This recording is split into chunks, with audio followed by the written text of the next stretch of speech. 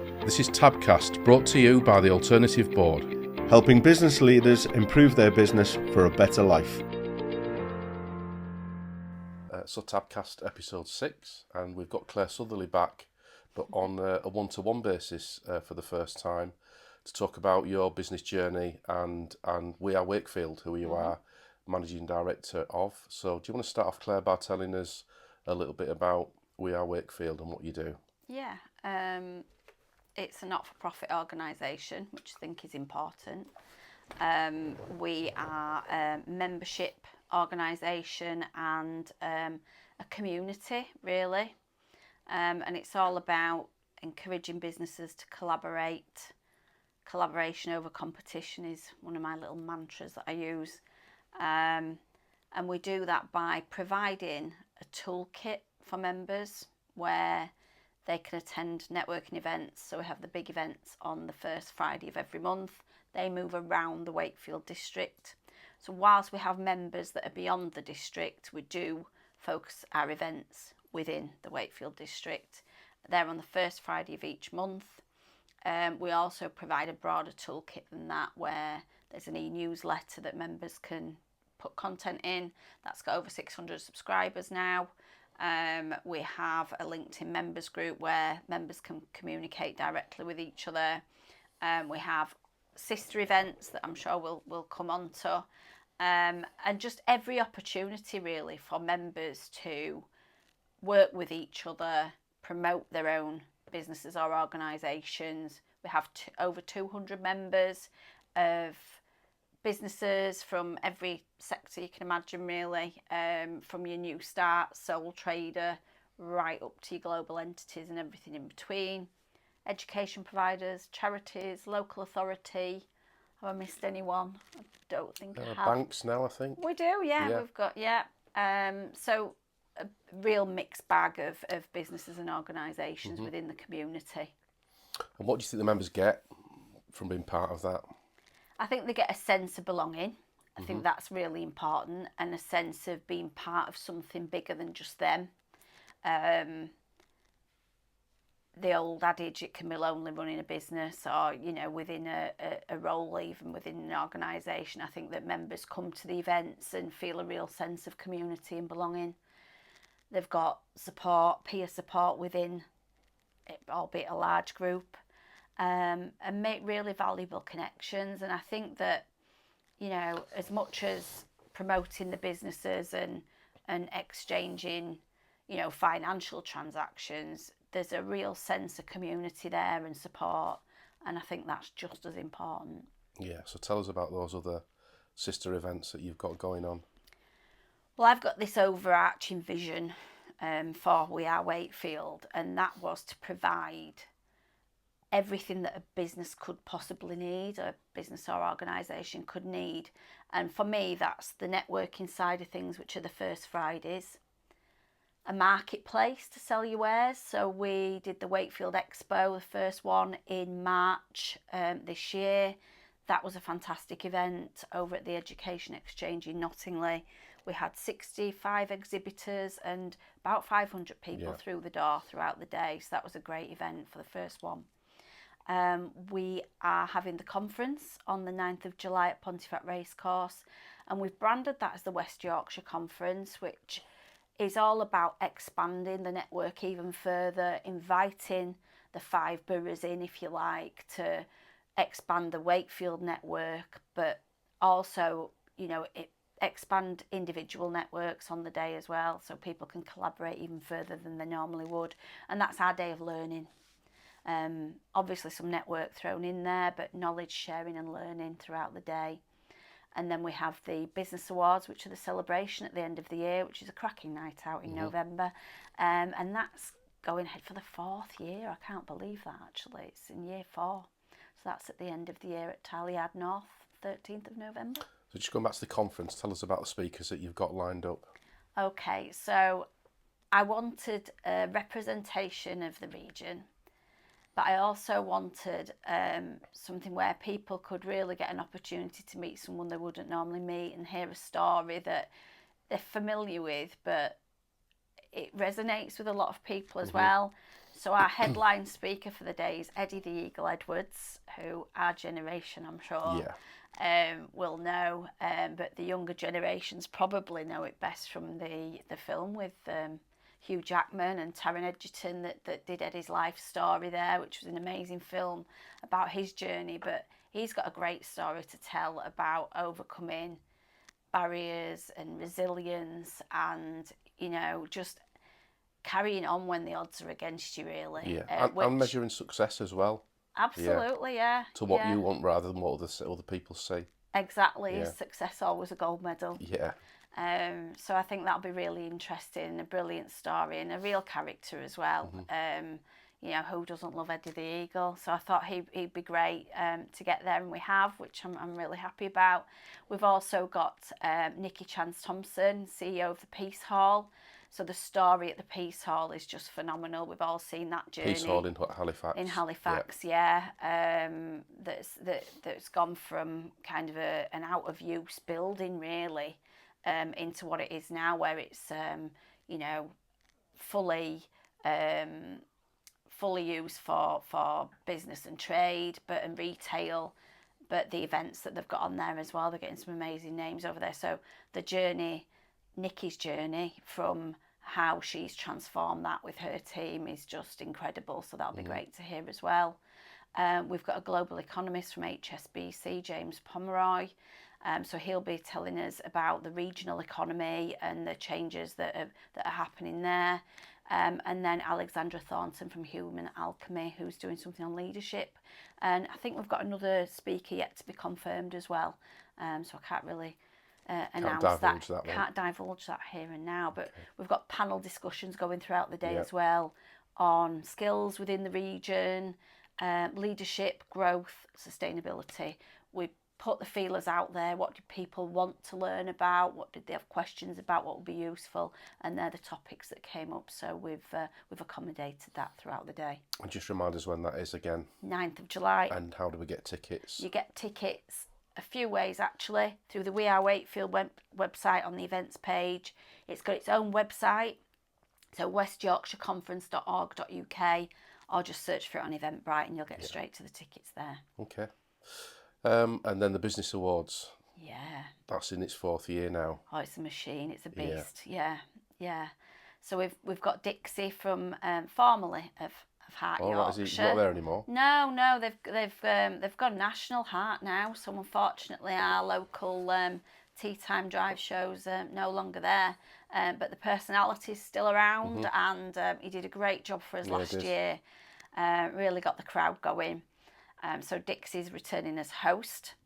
I didn't mention also the host at the conference is Krista Ackroyd, so former BBC journalist and presenter, anchoring the day.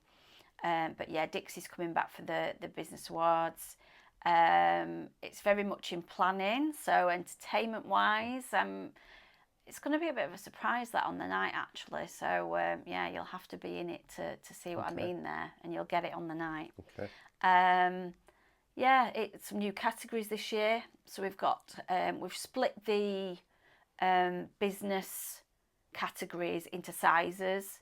So we've got Micro and Small Business of the Year, Medium Large Business of the Year. We've got a Multicultural Excellence Award this year. And we've got categories returning like Apprentice of the Year, Team of the Year, Collaboration of the Year, Digital and Creative Business of the Year. I'm struggling to remember them all off the top of my head, but they're all listed on the website. Tell me a bit about Multicultural Excellence. What does that mean? So for us, we wanted to really represent and celebrate a representative of the community in Wakefield. You know, you tend to go into a room full of white faces, and we didn't want that. You know, we didn't want it all to be about Yorkshire accents and white faces, because that's not a representation of our workforce and business leaders in Wakefield now. So we really wanted an award where we could really celebrate the culture that's in Wakefield now, the multicultural backgrounds of businesses in Wakefield. So we've carefully curated this award with the the amazing Lucy Endlove, who runs a business called Progressive Talent. And Lucy supports women of colour into positions of promotional positions, really, where they would normally reach a glass ceiling. So it's all about reverse mentoring for her. So she goes into organisations and does reverse mentoring about, making sure everybody's got the opportunities they deserve, really. Okay. And again, tickets, entries, how do we enter? How do we buy tickets? So it's open for entries now. The closing date, I think off the top of my head I should know this, is the 21st of June, around that date. Again, all the details are on the website, so forgive me if I'm slightly out on the dates here. You can enter now, so get those entries in, don't leave it to the last minute like everybody does, and I'm there panicking thinking that no one's entering the awards, but they're all leaving it until the last week. Yeah, so we've ever. actually we've done an early bird offer this year as well, so if you get your entries in nice and early, it won't cost you as much to enter. And then tickets will go on sale in August when the finalists are announced, so the judging will take place throughout July. We've got a really great panel of judges this year, Simon, again judging for us for the second year. And the process, I'm really proud of the judging process. It's a lot of work, but it's very robust and it's very fair. So every entry that comes in is judged 3 times independently, 3 different judges. They're not in a room influencing each other. They are doing everything online in the comfort of their own home or office. And everything's done to a scoring matrix, and then obviously the scores come in and the finalists are announced and the winners on the night. So it's a very fair process that I'm very proud of. Yeah, and that judging process is fully audited as well. It is. Yeah. And it gives value to winning one of those awards. If you win one of those awards, you have won it on an amazing entry that's been submitted that reflects the success within your business or organisation. Yeah. Okay, and just remind us again of the website address for all of that. So the Business Awards is wakefieldbusinessawards.org.uk. Again, you can access all the sister events through wearewakefield.org.uk if you can't remember all the different links. If you go onto the events page, it'll link you through to all the different events. So wearewakefield.org.uk. The events page, so it'll have the first Fridays on there. Obviously the conference is something to be done for next year now, but the expo, the conference in July, and the Business Awards in November, and it'll take you through to them all. Yeah. So Claire Sutherley, DL.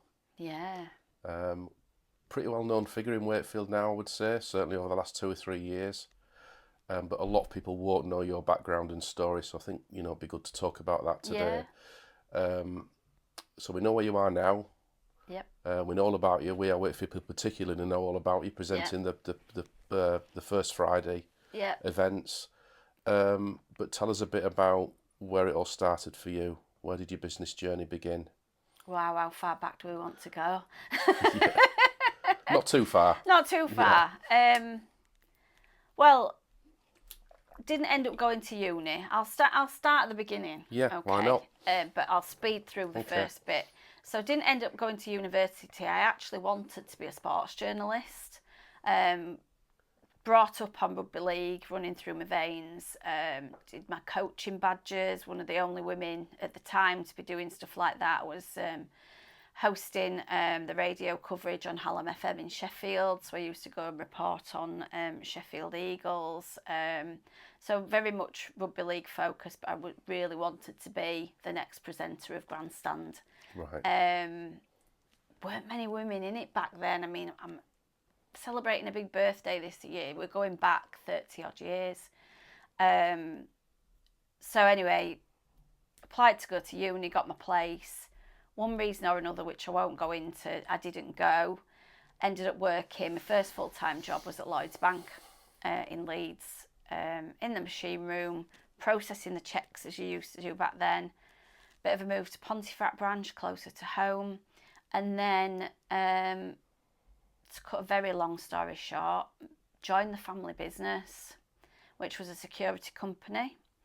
My dad, ex-miner, he'd set up this business with a business partner with his redundancy money from the pit, and electrician by trade, so it was fitting alarm systems, things like that. But it then morphed more into security guards, access control systems, CCTV. So I joined at the ripe old age of 20. And what was the motivation for joining the family business? Did you fall into it? Were you needed? Were you fed up with the work in the bank? What was it? Well, I got a job. I was at Lloyd's Bank, and I got a job at First Direct because they paid more. I mean, I remember I was on 10 grand a year, something like that, Lloyd's Bank back then. How long ago was that, though? Yeah, I know, that's what I mean. Yeah, when a pint of milk cost 20p. Yeah, the five-figure salary was a big thing back in those days. Yeah, gosh, yeah. So I was, so I was tempted away by First Direct because they were hip and happening and all new back then.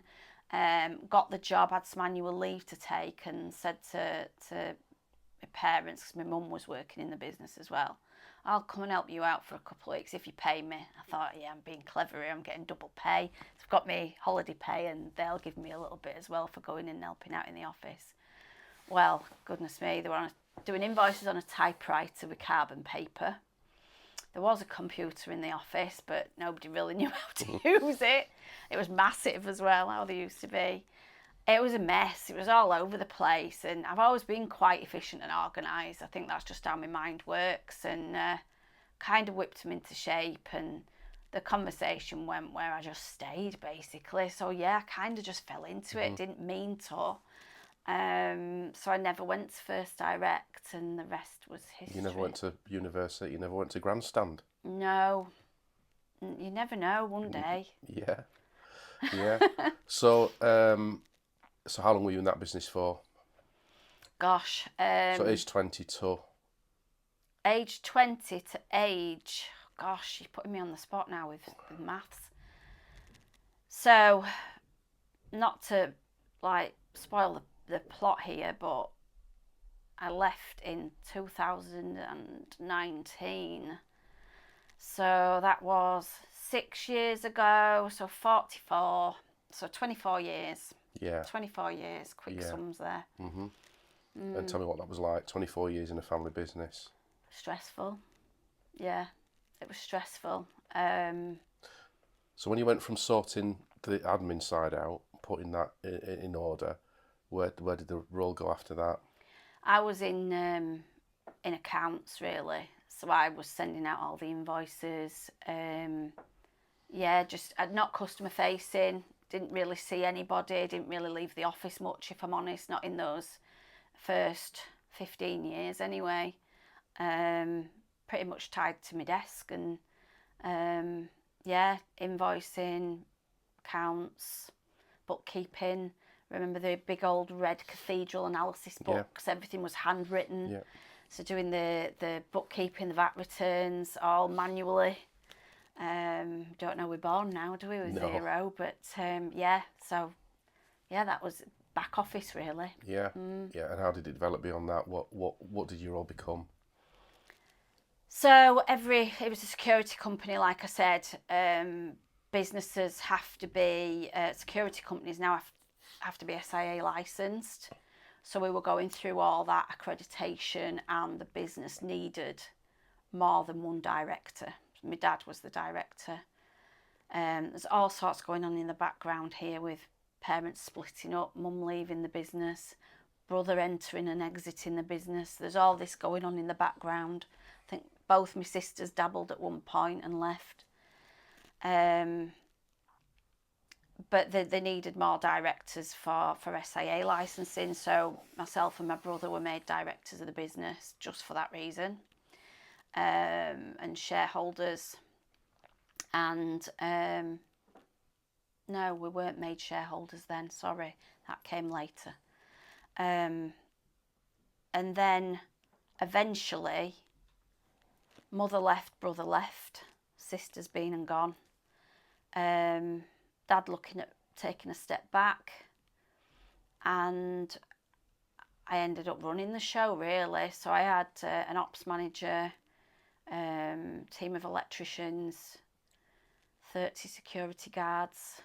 That was in the later years. So running the whole shebang. Mm-hmm. What was that like? Horrible, hated it. The whole business felt like a ball and chain. I felt that I couldn't leave because I needed flexibility with the kids, because in the background over this period I'd got married, had 2 children, got divorced. So I was bringing up 2 kids on my own. Felt that I needed the flexibility. Also became full-time carer for my grandma in the latter years. So I thought, what else can I do? I felt like I had no choice, if I'm honest. Yeah. Didn't enjoy the industry. Goodness me, what a tough industry it is. I didn't have autonomy. So I couldn't really do things the way I wanted to do it, because whilst my dad had taken a step back, he was still very much in control. Mm-hmm. So not a great experience, if I'm honest. And what were the things that you would have liked autonomy on? Where were the shackles? Financially. Mm-hmm. So I wasn't in financial control of the business. It was very much a kind of, you do as you're told with that. The frilly stuff, and I hate saying that, that's not the right word for it, but I kind of gave the business a whole new image. I was marketing it better. A lot of security companies back then didn't have great reputations. I think I sorted that out. You know, we had a good reputation for being an honest business, and we absolutely were. Things were done properly. The security guards were safe. They were taken care of. We treated them well. So that side of things I was in control of. Finances not. Mm-hmm. So I couldn't really make decisions to invest in the business, really, which is what he needed. You needed investment. Yeah, we never got out of factoring. Yeah. So we were factoring since before I even started, because it was obviously service provider, massive salaries to go out every month, Inland Revenue, Customs and Excise, and we were working for big companies, some really big construction companies, who didn't pay on 30 days. Yeah. So we needed factoring, which is a really expensive way of financing and your cash flow, really. So we never got out of factoring, which was a... So sometimes when you're factoring, you just feel like treading water from a cash flow point of view. Good, I have. Yeah. Swimming in treacle is probably a better analogy. Absolutely, swimming in treacle. Yeah, you're never getting in front. Yeah. It's like I said, a very expensive, support to your business. For a lot of businesses, it's necessary because it was necessary you're for us. giving extended credit out, but you have to pay your suppliers much quicker, so it bridges that gap.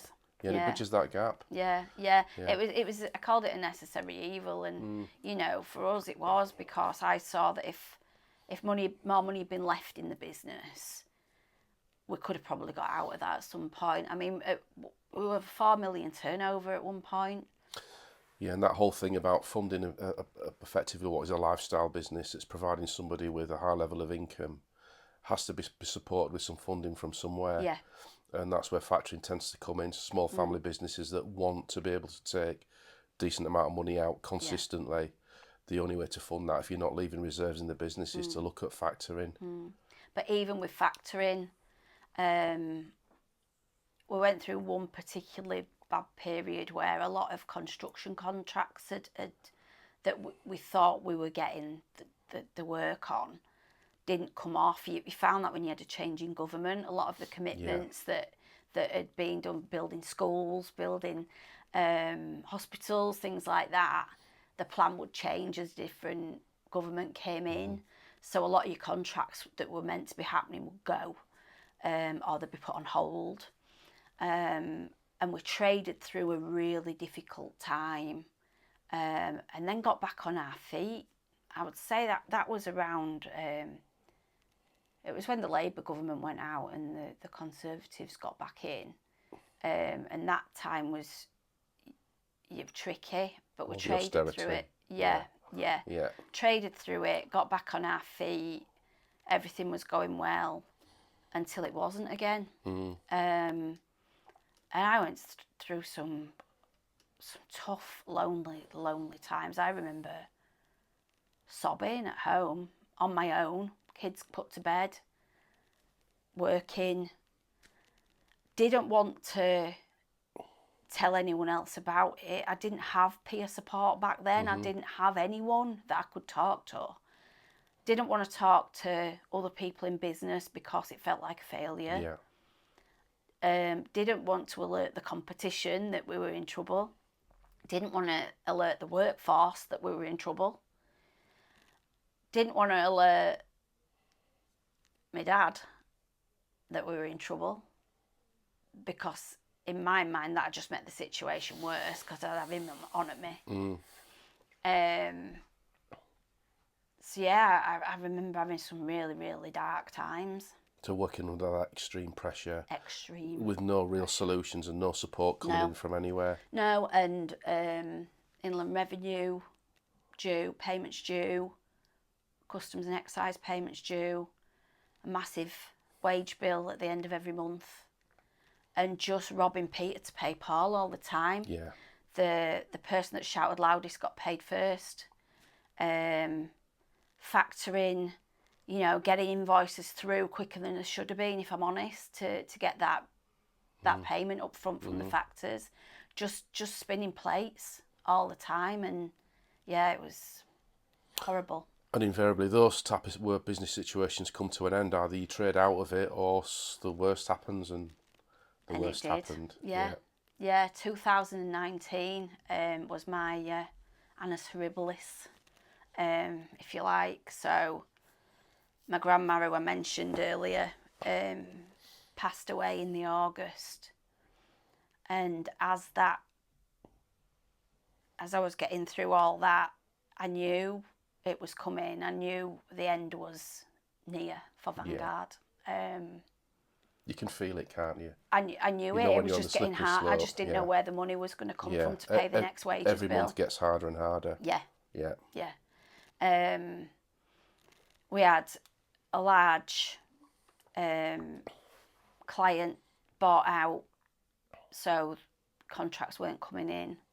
It was just a combination of things really that happened, and it usually is when business is going. It's Perfect not storm. It's not one factor. It's a perfect storm. Yeah. So loss of contracts. Yeah. Cash flow creaking. Yeah. Getting paid too late. Yeah. All those factors, economic factors, market factors. Some of them in your control, some of them out of your control. Yeah. Yeah. Yeah. And I got the accountants in and just said, "Where are we here?" And he said, "I think it's time." Yeah. And how did that feel when they said that to you? I've never been as petrified in my life. I just didn't know what was going to happen. I had no experience of this. I had no experience of the whole 20 years before. I was winging it the whole way. I was learning as I went. Like we seem to have now, we've got TAB.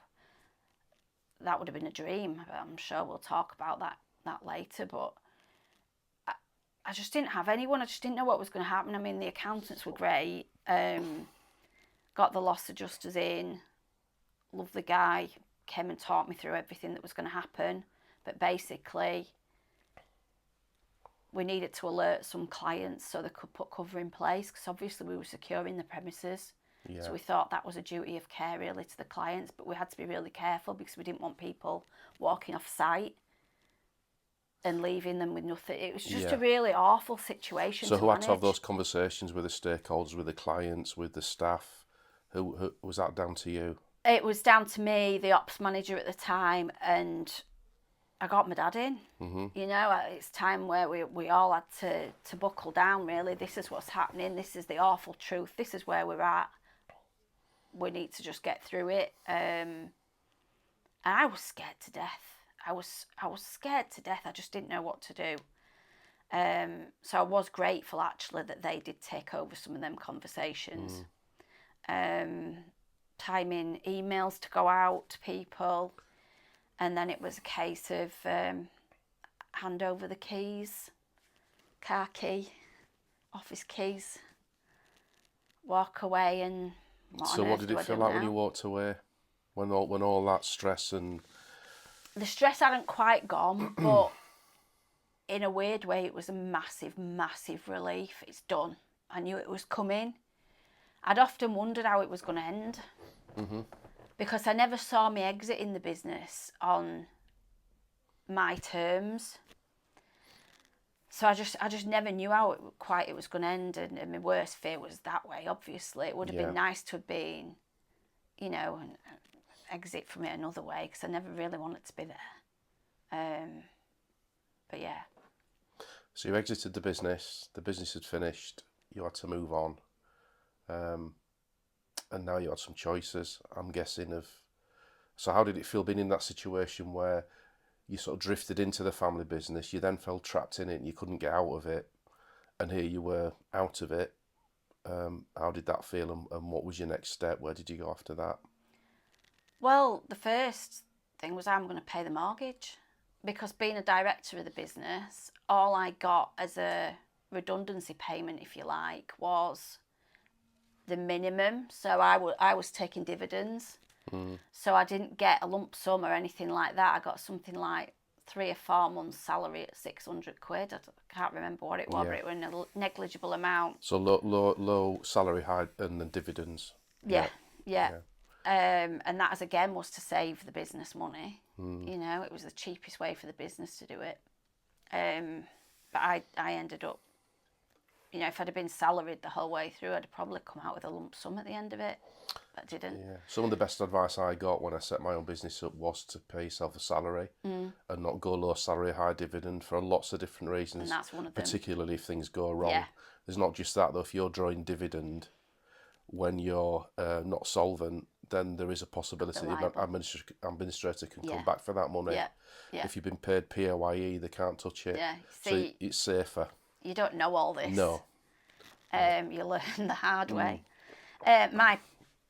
My primary concern was paying the bills, the mortgage, and feeding the kids. You know, so it was, what on earth do I do now? Where do I go? Who will employ me? I don't even know what skills I've got myself. Are my skills relevant to other people? I've made it all up for 20 years. So I panicked. I worked out exactly how much money I needed to survive. My confidence was on the floor. And it was right, I worked it out, I needed 25 grand to pay my bills and buy a car. And I guess you've been isolated because you were working in a particular industry and hidden away in that business, just trying to keep things going. So you probably didn't have much of an extended network. No you didn't network. know where your skills would fit in other industries. Nothing, absolutely nothing. I was completely in isolation and blinkered in what I was doing. Which is a very, very good reason why people running businesses that do feel like they're in that situation is to get out there and collaborate with a business network. Get yourself out of your office, get your head out of the sand and go meet other business owners. And when I'm telling people to come and join something like We Are Wakefield or TAB, I'm speaking from experience, trust me. Cap in hand, I rang people that I knew, people that I'd worked with through over years, and said, have you got a job? Would you employ me? Is there anything I can do? And I went to work I had a conversation with a training provider that we'd use for, I'd done an apprenticeship and first aid training and stuff like that. And they said, come and have a coffee. So I went into Leeds, had a coffee with them. I said, come in as business development. 25 grand a year. Don't know if we can stretch to that. I'm like, well, that's what I need to live, I'm afraid. And that I out of order saying that. I didn't know that I could fight my own corner for things like that, you know. So it was like, oh God, what if they don't want me then, if it's too much money and all this, you know. I was literally on the floor. Anyway, went and did that. That took us into the pandemic. So I was there for 8 months. Never did the business development role really. I ended up teaching. Spectator safety of all things, customer service, work skills, teaching people who had barriers to education and employment really. Really enjoyed the classroom side of it. Hated the assessing, the marking side, but really enjoyed the classroom. But really knew it wasn't really what I wanted to do. So a business support role come up at Wakefield Council. A friend of mine worked for the council, and they used to get like a feed of sort of job opportunities, and she pinged one over to me. It was for business engagement officer in economic growth at Wakefield Council, and it was matching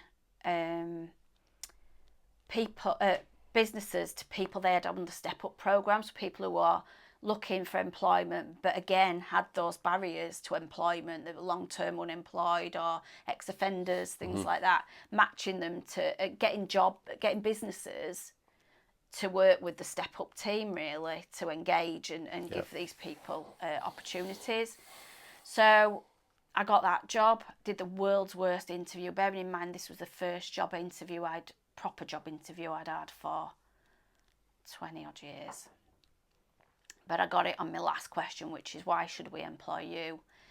And I said, if I can prevent one person not having to go through what I've just been through, then it's all worthwhile. Because we were in COVID, another part of the role was getting the grant funding through to businesses as well that were really scared throughout that time. So that's... And how did that lead on to We Are Wakefield? Well, I quickly moved into a growth manager role at the council. I mean, I really grafted. I was used to grafting. You know, when you've had your own business or being part of a family business, you're used to, I mean, you don't have set hours. You don't worry about that. You do what you need to do to get the job done. And that's how I couldn't get out of that. So I did a lot, and I got a lot of funding through to a lot of businesses and formed some brilliant relationships. I was learning as much from them as they were getting out of me. And it was a real eye-opener working with all these different businesses, and I was connecting them, so I was building up this little community really. And I'd heard about Wakefield bondholders that then was rebranded as We Are Wakefield just before the pandemic, sort of around the time I was starting at the council, I think. But never really quite understood what it was.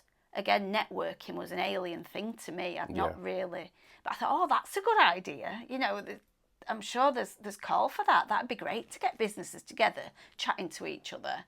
And then to the point where they're then chair of We Are Wakefield, which, to be honest, was a failing organisation, and I didn't really know that at the time. He approached me and said, do you fancy taking this on? So did I leave the most secure job with a pension that I'd ever had in my life, aside from Lloyds Bank, I suppose, and come into this thing that I really needed to just unpick and start again. The kids at that point were a little bit older, still at school, but didn't need me as much. I thought, hell yeah. To be honest, I wanted more than the council could give me. I wanted to be the decision maker again, you know, and I'd grown a lot in that short period of time, those sort of 2.5 years. My mindset had completely changed. I got a little bit of my confidence back. And I just wanted to go out there and make things better for people, really, and just support people. Did you have that desire to build something? Looking back, I think I didn't realise it at the time because I didn't know it was going to come to this. So I came in and unpicked a spreadsheet of nonsense and found out there were 8 members of We Are Wakefield, just coming out of restrictions, of COVID restrictions, so people hadn't really been able to get together. and set up the first event in February 2022. Started in the January, set up the first event. The council have been supporting We Are Wakefield as an organisation to with sort of staff members to assist and things like that within the team that I've been working in. So they continued that support for a little bit. Got that first event and 90 odd people came, and the rest's history. Yeah. Yeah. Yeah. Yeah, so 200 what is it, members now? 200 and something. Something, yeah. And how many businesses are there, do you think, in the whole of the Wakefield district, the 5 towns district? Oh God, we've not scratched the surface. Maybe 3,000-4,000? Yeah. Yeah. And where are they? Yeah. So if you think about We Are Wakefield now, and you do have to cap certain sectors to avoid it being saturated. So what sectors are you looking for? What gaps have you got in your membership? I'd really like to see some logistics, some manufacturing, some construction, the big employers across the district to come in and open up the supply chains. So thinking about manufacturers, thinking about construction, you know, we think about businesses that are quite insular. They don't mix outside their own industry. Yeah, like I was with the security business. So just tell me what the benefits are for them, what they're going to get that they're not getting already by joining an organisation that isn't industry specific. You're getting a much wider view of the business world, really. You're getting a different perspective on things. You're sharing knowledge and experience with different sectors, which is invaluable. It's really easy to work in silos, but it's not beneficial. Yeah. You know, if you're a larger business, come and open your supply chains up locally. You'll get a better deal. It's more sustainable, and you're supporting your local economy. Yeah. I think that's. Do we need any more reasons than that? I can't think of any more now. No. I'm sure there are. Yeah. Off the top of my head, they're the ones that I would say. And it's quite eye-opening, you know, for me, from my point of view. When I first started my manufacturing business, I'd come from a business that was quite insular. Yeah. We never mixed outside our circle. And it was joining TAB for me as a business owner was a real eye-opener. The things that I didn't realise I didn't know. And me. Yeah. Yeah. And the guidance and encouragement and support that I got, and advice, of course, from business owners from completely different sectors that I had would have had no relationship with otherwise. I would never come across. And I think We Are Wakefield and TAB both provide that at different levels, at different scales. Yeah. So you talked earlier and you touched on it and said we come back to it about your membership of TAB. Bob and Menoff, I think 2 years, first on the micro business board, and then building up to the bigger business board that you're on now. How that's helped you and how it would have helped you if you'd have joined when you were running Vanguard. Well, it's funny, I don't really know how to answer that because obviously TAB supports me so much now in that I've got everything I didn't have back then. Would I wanted anything to change? Absolutely not. I think things happen for a reason. Yeah. And the failures of the past have led me to, you know, the successes of now, which is amazing, and I wouldn't change a thing looking back. It would have been great to have had an easier ride though, and the support I get now from the board that I'm on. So coincidentally, it's a board of really strong women who I really admire. I sometimes find myself just listening in awe of them when when we're around that table. But just having that confidential environment where you're not scared to say anything. You don't think, oh God, am I going to sound silly or am I going to sound stupid if I say this? There's none of that. You know, we've got a great relationship around that table and really open, frank discussions where you're not afraid to speak your mind. So if someone's got a challenge and, you know, you can really question people on it, you can question the rest of the board and they can question you. No question's a silly question. And I learned so much from the women around that table and from yourself. Obviously, you're facilitating. We've got the one-to-ones in between, which are absolutely invaluable. Things don't keep you up at night when you've been able to talk about them with people who can genuinely help. Whether they've been in your shoes or not, they'll be able to navigate you to a solution. Yeah. And hold you accountable to do the stuff you need to do to get there as well, which is really important. Yeah. Yeah, it's worth its weight in gold. It really is, from a sanity perspective, well-being perspective, and from benefits to your business as well. Yeah, there's that personal development thing as well, which we talk about, Yeah. because you're without realising it, it's part of the process of being on a peer board. You're learning about critical thinking. Yeah. You're learning about asking great questions. You start to have the ability of asking those questions of yourself. What would my peer board be asking me now? What would they be advising me? What would they have to say about this? So there's that element as well, which people don't always pick up on. And then you learn from everybody else's topics that they bring. So somebody brings a challenge or an issue in their business, and that process of asking questions and formulating your advice is a learning process in itself. So it's not just about solving your problems and issues and helping you guide your way through challenges. It's how you support those other people in that. And again, there's a lot of similarities between that and We Are Wakefield. Yeah. From a point of view of, we're all there in the same room. We all want to support each other. We all want to see each other succeed. We all like to see Wakefield businesses with success stories. And there's been lots of them, hasn't there? Lots of collaborations and lots of... so many now that, too many to mention. It really, really warms my heart and gives me that sense of pride and achievement.